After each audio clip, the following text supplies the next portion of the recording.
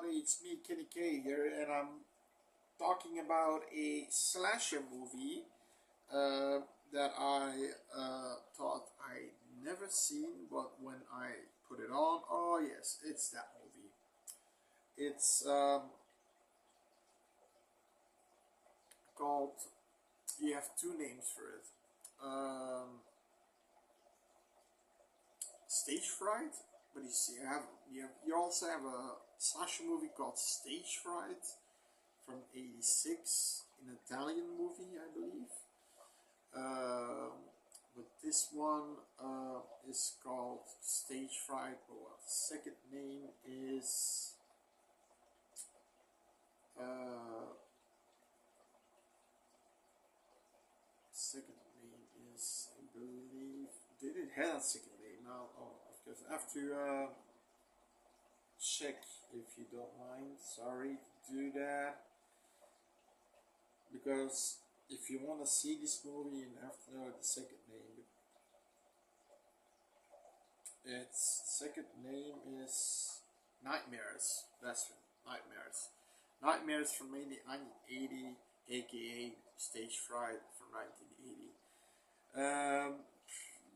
The lead character is an American. This movie plays in Australia. It's the lead character is a American actress called in real life Jenny Newen. Never heard of her. She plays Helen Selleck. Now, what happens is the movie starts and we see Helen going to her mommy's bedroom. She sees her fucking with another guy. So she's already, oh no. Okay. Then the mom decides to, you know what? I'm gonna pick up my lover. So so it's her lover. It's not. She's still married. And then, for shits and giggles, the lover is just fingering her, and the kid is in the back seat. What kind of fucked up mom are you? What fucked up guy are you too? And eventually, she pulls the two heads from each other, and they have an accident. She drives into a pole, flies out of the window, slits her throat on the glass of the window, and dies. And then the scumbag lover comes to her in the clinic where she's lying in a bed. You killed your mother, like that. I wanted to dig the motherfucker. I wanted to. You know what? Here, a piece of glass in your fucking balls and your dick, right? Eventually, she's put in a foster home. Then she gets a miserable situation there. You've got a child molester who is trying to molest her. She breaks a bottle and slices his neck.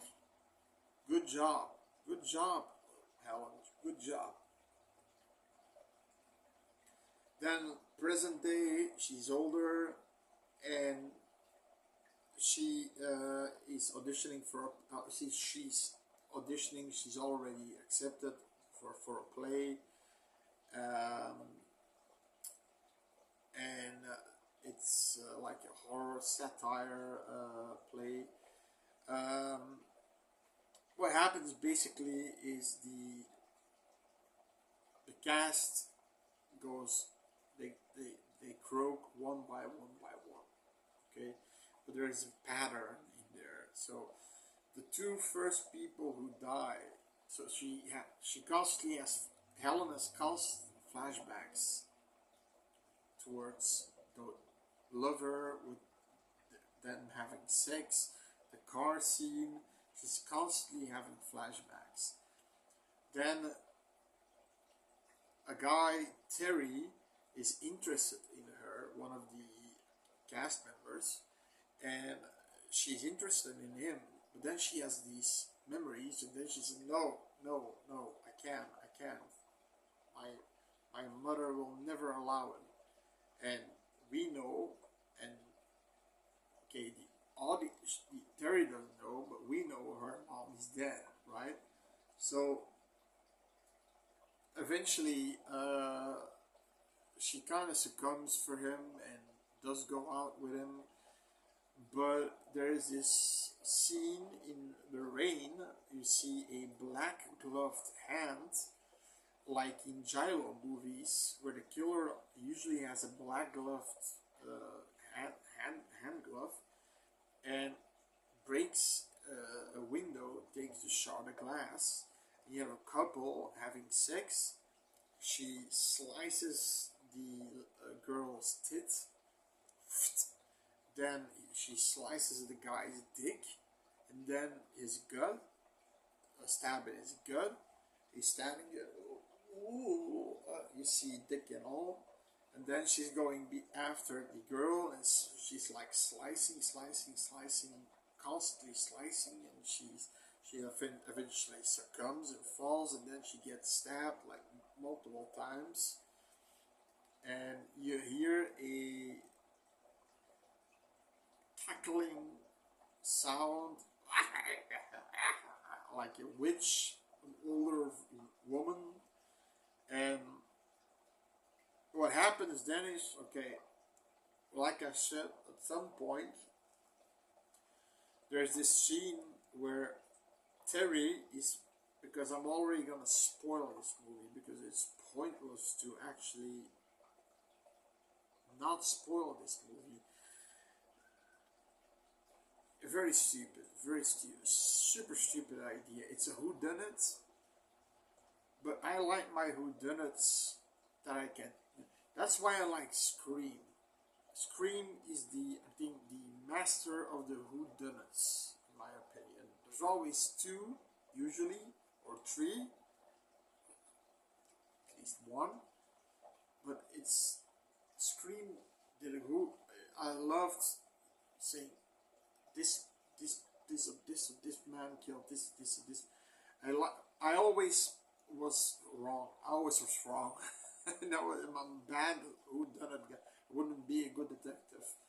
Also in the 80s slasher movies, whodunits, I never, like My Bloody Valentine, I didn't know it was Alex. I didn't know. I thought, okay. I think right up to the end, there was something weird, and then I thought, oh, it's probably gonna be Alex, but right up to the end. So this movie, Terry is whistling, and two women are complaining against him, saying, "Stop with the fucking whistling. It's bad luck. You're gonna jinx us." Oh, it's okay. And eventually they go to a bar all together, and Helen's saying, "You shouldn't take that from that bitch." And yeah, and then she,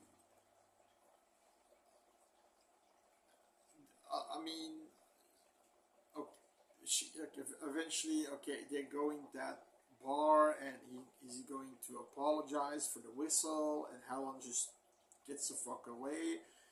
Terry goes to her barman, and you hear her talking softly against a cackling, "You stupid slut, you seen what comes from love," and this and that. You hear glass breaking.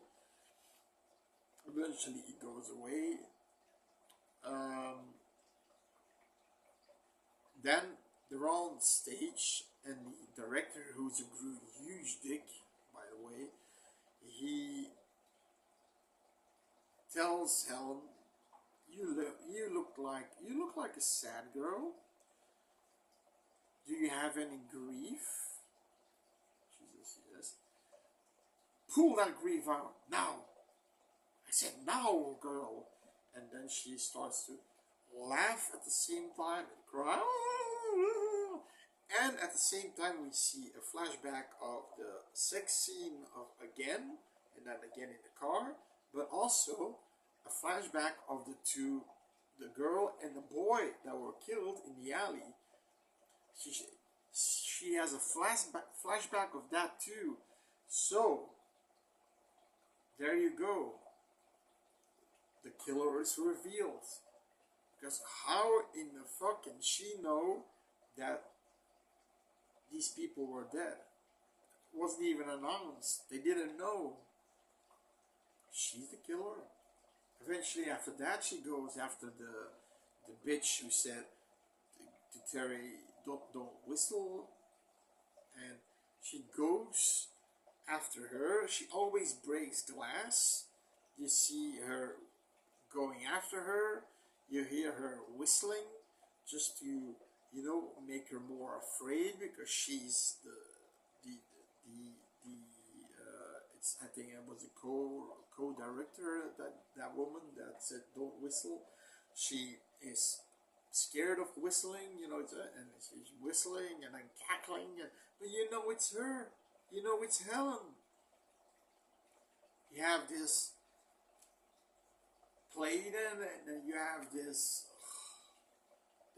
horny Aussie, Australian, but it's not like Australian, like that's why I shrimp on a barbie, mate. It's not like that English, you can understand them. I thought it was British, but Australian.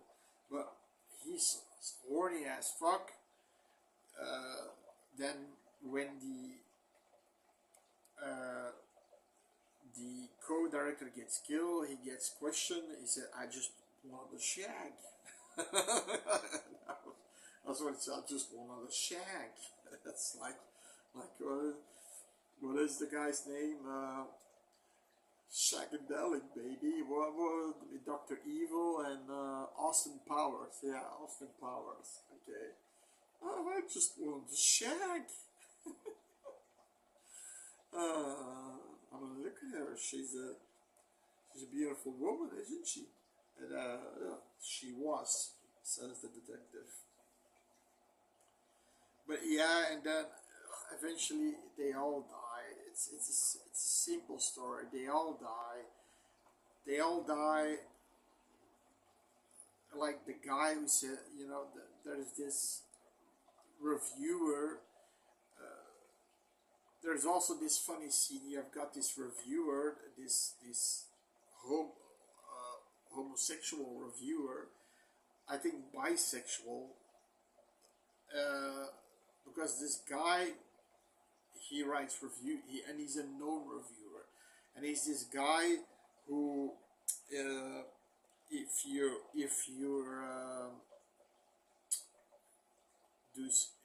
give him something, he will give you a good review. But that's something, it's in the form of sexual favors. So there you have it. He's like a scumbag. And then the director and him have a feud. And then when everybody's clapping at the end of the play, he goes up to the podium, and then the sheets fall on his head. And the guy just falls, and with the glasses, and he's, "I am livid. Who the fuck did this?" No, okay, and then eventually, more to the guy who wanted to shag, he gets his shag in the wardrobe. He's fucking her, and eventually the killer comes in the wardrobe, slashes the guy first, and then goes after the woman. She starts to slash her. She's going outside in the rain. It's pouring rain, and she's slashing her and then stabbing her like 20 times. Then she sees, and that was somewhat of a gory scene in a way, because she sees the guy who she first slashed, the shag guy, coughing up blood on the ground, fully bloody body, and then she goes after him, and that was a pretty creepy scene. It was a well done, creepy horror scene. You know what I mean?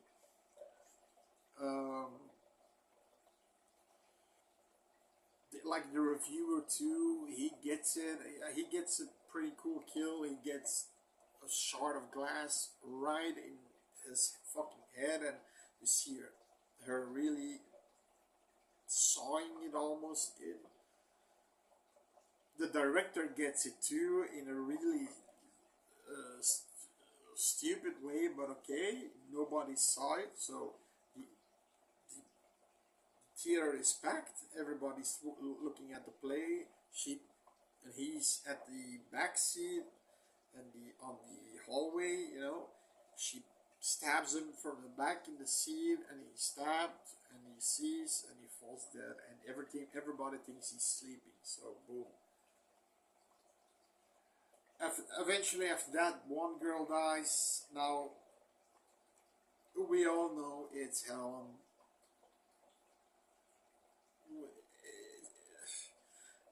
Terry is super in love with her. She already went to his room, to his apartment, and she wanted to sleep with him. She didn't want to have sex. She just wanted to sleep with him to feel better. Then again, when everybody was killed from the cast, she wanted to go to Terry and she wanted to sleep with him. Not sex again, just sleep. And he says, "Sleep tight, darling." And eventually, she opens her eyes. She looks like that. She takes a small mirror, breaks it, puts the shard of glass on Terry's neck. Movie goes black. We see a sign with an audition, an arrow pointing left, and then we see Helen Cursik. Her face saying Helen Cursik for the audition, and the movie ends. Boom. That's the movie.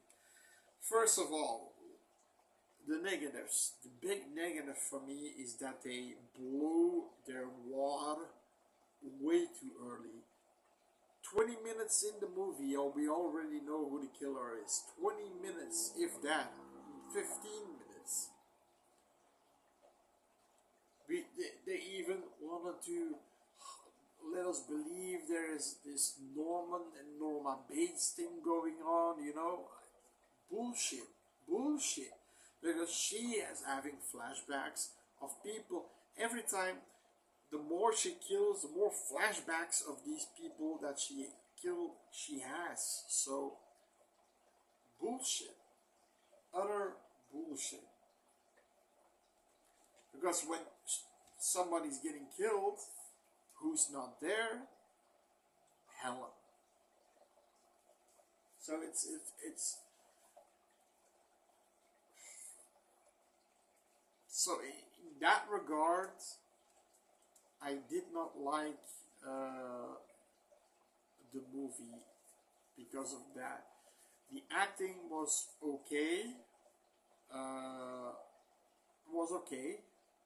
It's the seedy underbelly of the theater world. You know, to rise up, you have to do a few dirty things to, you know, do that, and now it was well done, well acted, well done.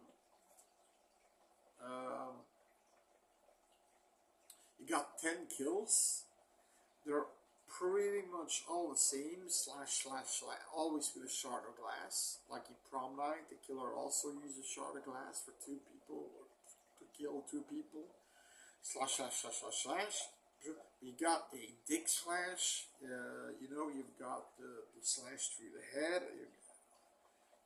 You got the guy who's coughing on blood, and he's standing there, and it gets slashed like 20 times. So really just going full mental on the guy. So that was a positive. Like I said, the acting wasn't bad, but they just reveal the killer in the first 15-20 minutes, and they try to make us believe it's a Norma Bates situation, but it's not. It's not, because there are moments when somebody gets killed, she is gone. Then when she gets back, like she gets back out. She kills somebody in the rain. She gets back and she's wet. You know what? And she killed the reviewer because he was really grabbing her ass and this and that, because he thought she was the only good actress on stage, and he says, "You're gonna go far, my dear." Eventually, she does in his fucking face. So, yeah, you know, you got the body count, you got some good acting,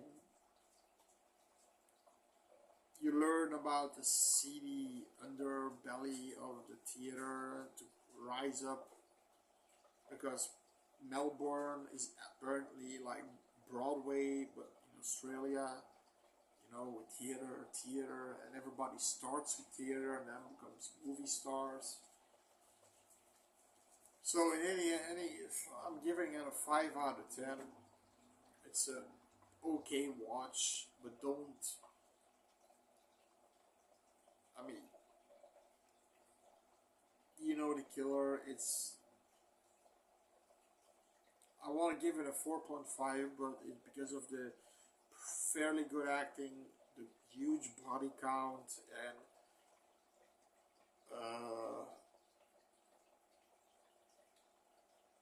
you know that underworld, that seedy, perverse, almost underworld of the acting community. They put that in there, and that was good. That was good. So I'm giving it a 5 out of 10. So there you have it.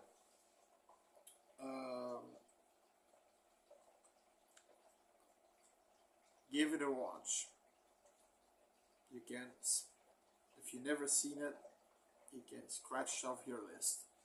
Subscribe for a mini horror community, and see you next time.